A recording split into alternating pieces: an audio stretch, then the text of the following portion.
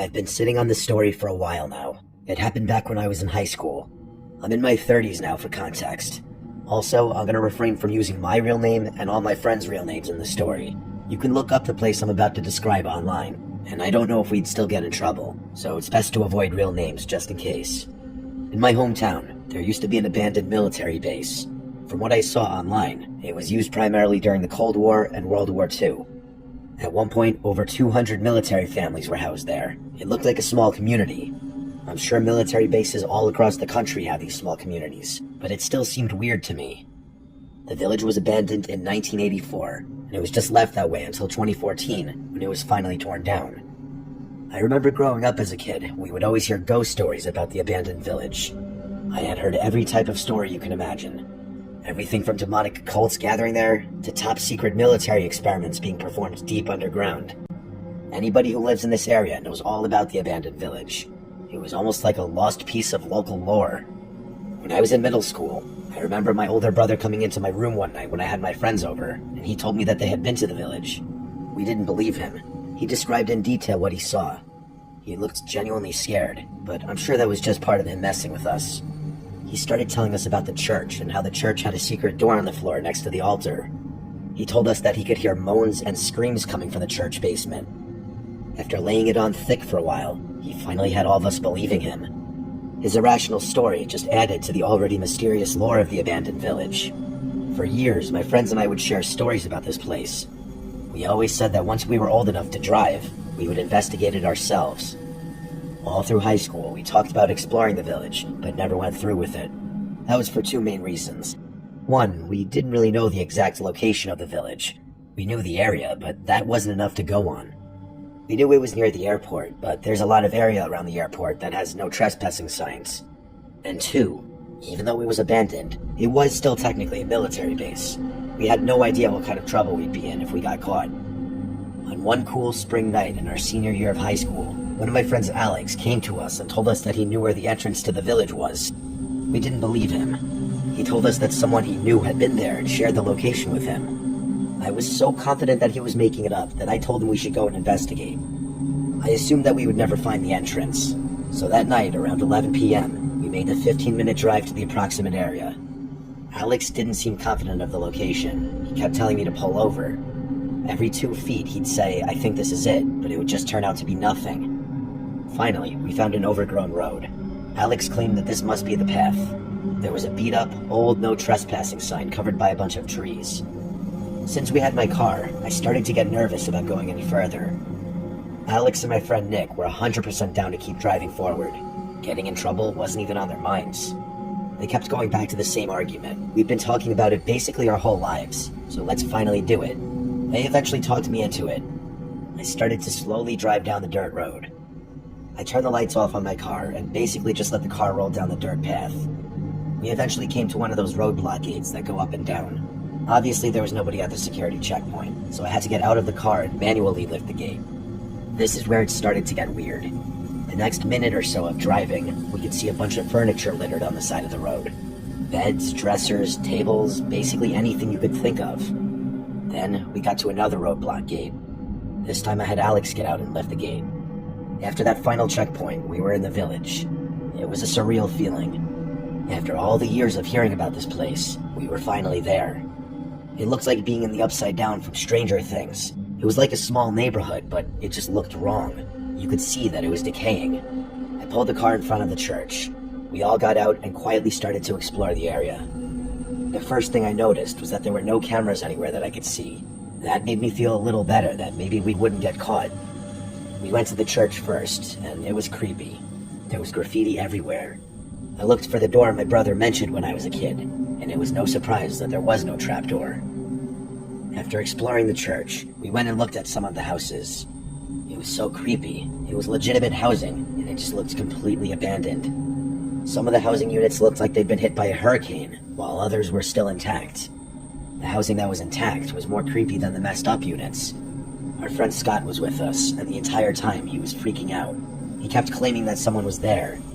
Scott was always afraid of something. We kept telling him that it was just because of the nature of what we were doing, that his imagination was probably playing tricks on him. While in one of the houses, we all stopped abruptly because there was an unnatural sound. What I mean is that it didn't sound like a typical noise a house makes. I asked my friends if they had heard it, and they all had. It sounded like wood creaking, like the sound it would make if someone were walking on the wood. Instead of continuing to listen, Alex shouted asking if anyone was there, and the noise stopped. We all stood in that house for a minute trying to talk about what we had just heard. I truly didn't know. Alex and Nick were sure that it was just an old abandoned house making noises, not Scott. He was sure that we weren't alone. Either way, I told the group I wanted to leave. I had such an uneasy feeling being there, and I just wanted to go home. I could tell Alex and Nick wanted to stay. Since I drove, I told them that we were leaving. While we were heading to the front door, Scott jumped back suddenly. He quietly pointed to one of the windows on the side of the house. 3 shadows can be seen moving on the outside of the house that was next door. We all became dead silent. Those were clearly the shadows of heads that were moving just outside the window. As quietly as I could, I stepped over to the window and looked outside. I could see the shadows move just out of sight into the backyard of the house we were inside. I whispered as quietly as I could that we needed to make a run for the car. Everyone nodded. Without thinking, we all just sprinted right out the door and in the direction of my car. Once the car was in sight, Scott, who was in front of us, screamed at the top of his lungs. We all looked, and standing next to the back seat of my car was a tall woman with a disgusting old black dress on. She had the back door open, and it looked like she was about to get into the vehicle because one leg was already halfway into the back seat. When she heard Scott scream, she let go of the door and ran inside the church. We continued running towards the car. When we got there, I looked in the back seat, and thankfully, nobody was back there. We got into the car and drove off as fast as we could. I remember going so fast that I lost control on the dirt and almost crashed the car. That night, we shared stories about who we think we encountered. The most obvious answer is that those people were likely homeless in some capacity and using this abandoned facility as a shelter. All of that makes sense, except for why that woman would be trying to get inside my vehicle. It's also terrifying when I think about that night because we walked around for quite a while and never saw anybody, or even a clue that somebody had been there. Not until right before we left. Even though Scott claimed that he heard something weird, I still think that was just his imagination at that time. Years later, I started telling my girlfriend the story. She said we should look it up and see if it's still there. That's when I realized that it had been torn down in 2014. It's wild that there's so much more information on it now. Growing up, we constantly tried looking stuff up about that place, and there was nothing. Because of that, it added more to the mysterious lore of the abandoned village. I'm just happy we left when we did, and that Scott screamed when he saw the tall woman. If we had been 10 seconds later running to the car, who knows how this night could have ended.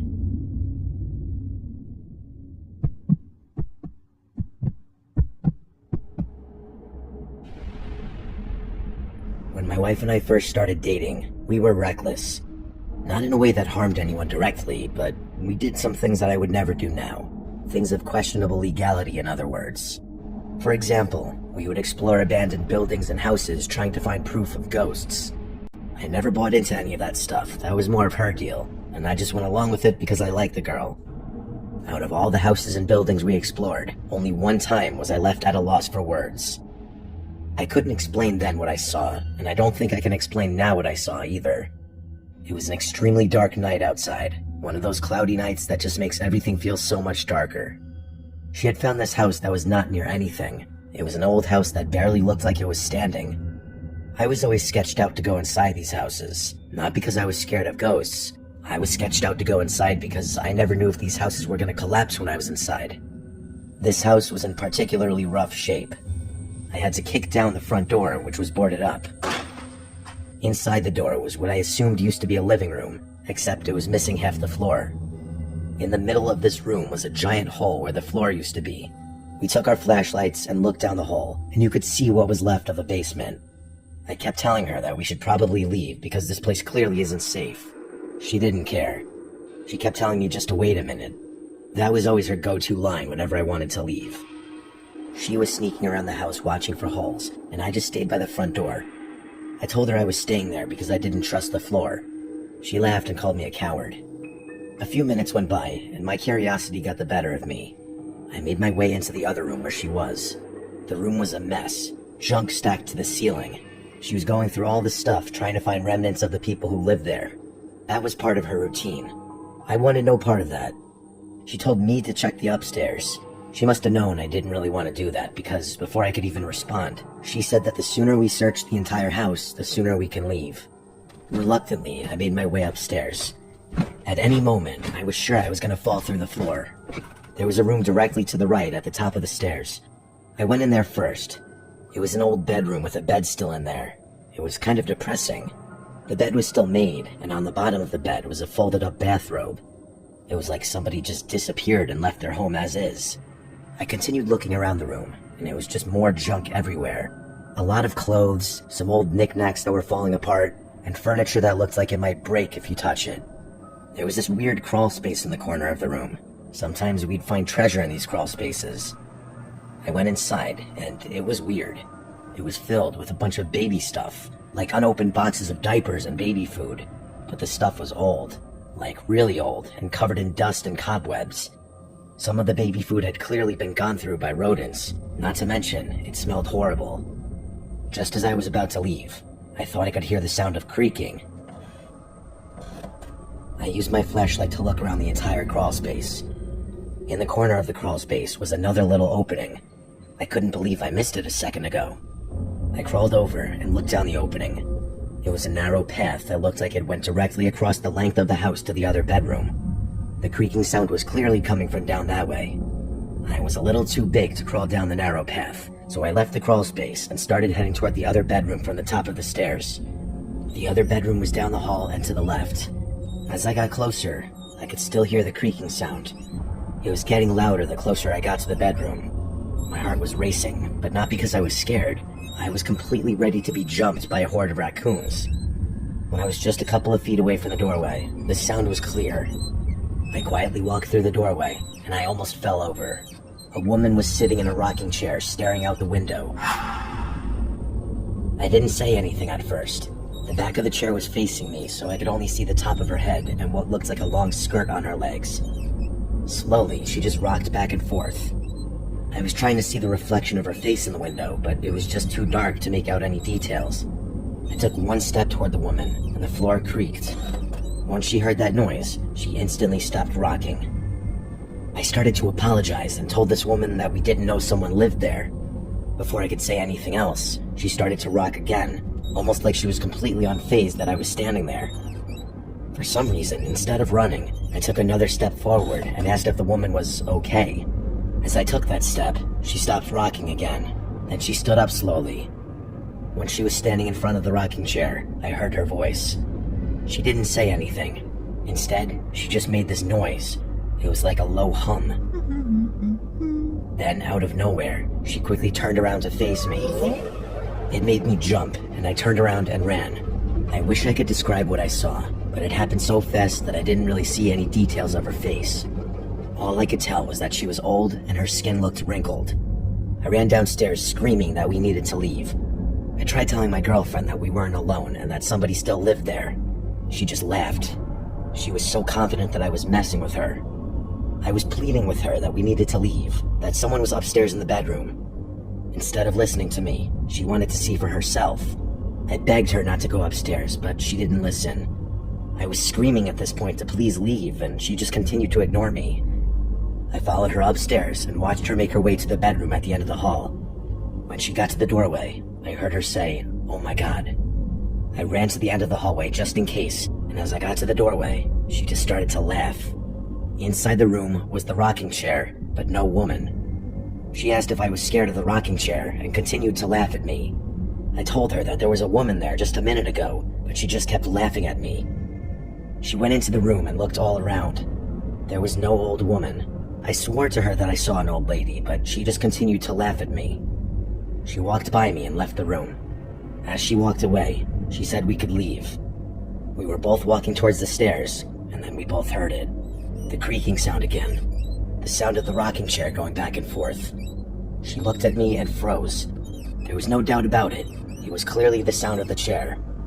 She mouthed the words to me, "What is that?" as we both stood at the top of the stairs. She took a few steps toward the bedroom and could hear the woman humming. It was like she was humming a melody. She got to the doorway and saw with her own eyes the rocking chair with someone sitting on the chair and humming to herself. She didn't engage with her. She just turned and ran, and we both ran out the door after that. She started screaming once we got to the car. She kept asking what the hell we just saw, and I didn't say anything.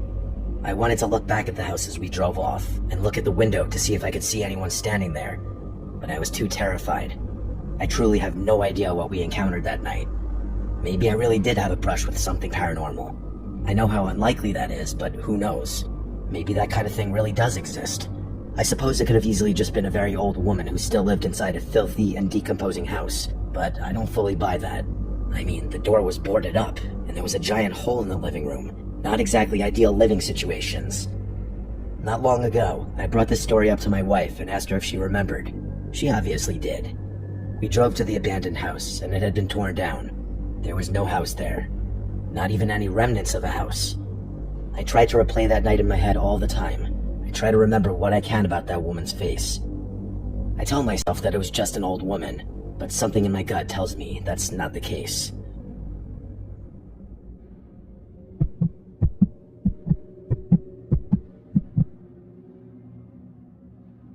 When I was in middle school, my family and I moved to a new house. It was an awesome house to be a teenager in. It was bigger than our last house, and the neighborhood was filled with a lot of kids my age. Just about everything was great about this new place, except for our one neighbor. It was the classic mean old man. We would go outside and play two-hand touch football, and if we even got within a couple of feet of his front yard, he would go crazy. He'd start banging on the window and screaming from inside the house that we need to get off his property, even though we never actually went onto his front yard. As an adult, I understand the feeling of unwanted kids on your property. The difference in this situation is that we were good kids and respected his wishes. That didn't matter. As we'd walk outside, he would instantly start banging on the window and yelling at us to get away from his house. It was like he was watching for us all the time. It was brutal. This went on for about 6 months after moving into the new house. One day, we noticed that he had stopped banging on the window. We didn't hear him or see him. I remember joking that he must have died. Why else would he finally leave us alone? Another month or so later, my friend Joel stayed overnight. We woke up in the morning when it was still dark out. I don't recall the exact time. We heard a bunch of commotion coming from next door, and we could see siren lights shining through the window. We got up and looked out the window, and right at that moment, we saw 2 people bringing out a zipped-up body bag. We knew right away what we were looking at. I remember feeling a little messed up by this. I'd seen this thing a million times in movies, but never in real life. I'll never forget that feeling of guilt. We were joking about this guy dying, and he really did pass away. I couldn't stop thinking to myself that he must have died over a month ago, and they just now found him. I didn't know that for sure, but something in my gut told me that was the case. After the old man's death, the house remained empty. Well, not completely empty. I guess the correct answer would be abandoned. All the old man's stuff remained in the house, and the house just lay uninhabited for years. Apparently, the old man did have one son, but he lived in another state and didn't even bother to come back after his father passed away. It's actually sad when you think about it. Over the next few years, I would sometimes stare out my bedroom window and just look inside the abandoned house. His house was directly next door, and from my bedroom window, you could clearly see into the house. It was so creepy, knowing that this guy died somewhere in there always gave me the chills. For the next few years, I would always joke around with my friends. I would tell them that the place was haunted. My friend Joel, the one who witnessed the body bag with me, was one of those guys who was always scared. Every time I had people over to the house, I would tell Joel that I'd seen the old man's ghost. He would cover his ears and tell me to shut up. Everyone would always laugh. I enjoyed being a troll in high school, especially when I had an audience.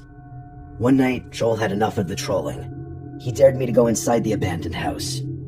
I didn't love the idea of breaking into the place, and that's what I told him. Joel started to troll me now, calling me a coward and a few other choice words. I thought about it for a second, and I honestly didn't think it would be that big of a deal if I took a quick stroll through the old guy's house. It had literally been empty for a few years at this point. Nobody would even notice if I broke in. I made my way over to the house. I tried to walk inside, hoping that maybe the door was unlocked. Of course, it wasn't. I tried kicking the door down, but I weighed about 130 pounds at the time, so the door was not budging. Next to the front door was a small window. I tried to pry it open from the outside, but to my surprise, it wasn't locked. It slid open easily.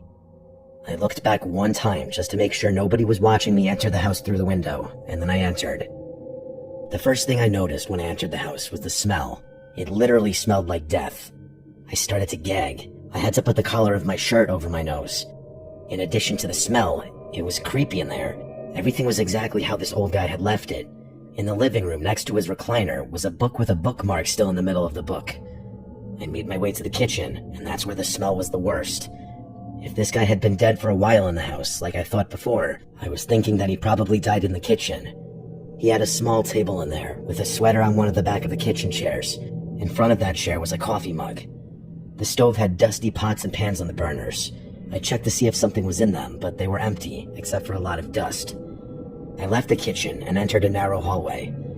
The first room to the left was the room I was able to see from my bedroom. I entered the room and looked out the window. All my friends were in the window waving at me. Joel looked shocked that I was still inside. While I was waving back at them, I heard a loud bang come from the other side of the house. It wasn't subtle either. It literally sounded like a person banging into the wall. I stood completely still. I was trying my best to focus my hearing, but there was no follow-up noise. I looked back at my friends, and they looked confused, almost like they didn't know why I was just standing there.